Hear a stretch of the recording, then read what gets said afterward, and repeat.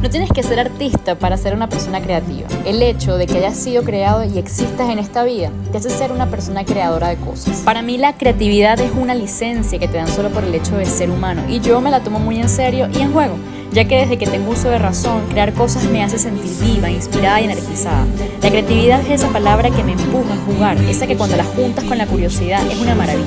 Justo cuando creo, saco todo lo que soy. Y qué dicha es tomar esa licencia y expresar nuestro ser y nuestra inteligencia. Como dice Steven Pressfield, crear o hacer algo creativo es un regalo para el mundo y para todos quienes vivimos en él. No privemos al mundo de nuestra contribución, demos lo que tenemos. Hacemos honor a nuestra existencia cuando creamos más. Nos acercamos a nuestro origen. Por eso a ti y a mí y a todo el que esté viendo este video, feliz Día de la Creatividad.